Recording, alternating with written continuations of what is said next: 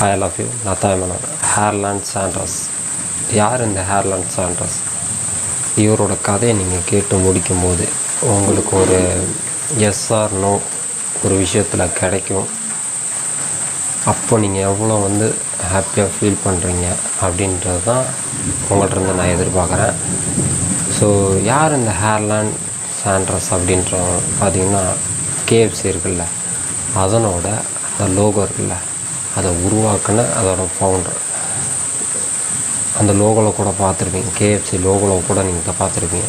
அவர் தான் சாண்ட்ரஸ் ஹேர்லாண்ட் அப்படின்றவர். யார் இவர்? இவர் ஒரு கேர்னலாக இருந்தவர்.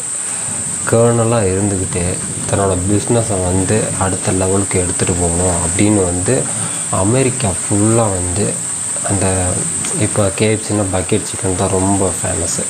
அந்த பக்கெட் சிக்கன் முறையை கொண்டு வரணும் அப்படின்னு அமெரிக்காவில் எல்லா கடைகளிலையும் தன்னோட அந்த கோழி அந்த சிக்கன் செய்முறை இருக்குல்ல, சிக்கனுக்கான ஒரு டெமோவை ஃப்ரீயாகவே நாங்கள் கொடுக்குறோம் அப்படின்னு சொல்லிட்டு எல்லா கடைகளிலும் ஏறி இறங்கிட்டார். எல்லா கடைகளிலும் அவருக்கு தோல்வி தான் முடிஞ்சிருக்கு.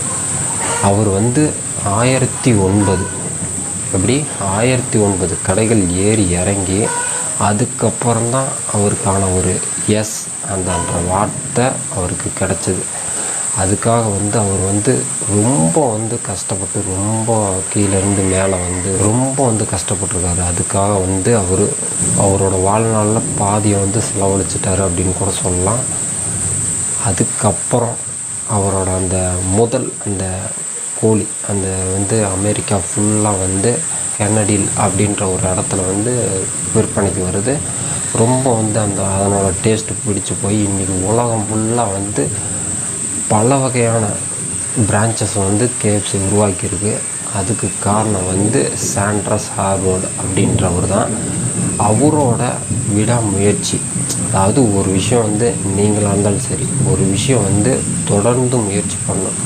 அது அந்த ஒரு எஸ்ஸுக்காக, எஸ்ஆர்னோ எது வேணால் இருக்கட்டும், அதுக்கு நீங்கள் தொடர்ந்து முயற்சி பண்ணணும்.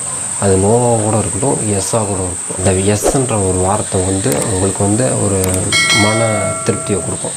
ஸோ அதனால் கடைசி வரைக்கும் போராடணும் அப்படின்றது தான் இந்த கதை. ஸோ இதை தான் உங்களோட சாப்பிடணும்னு நினச்சேன்.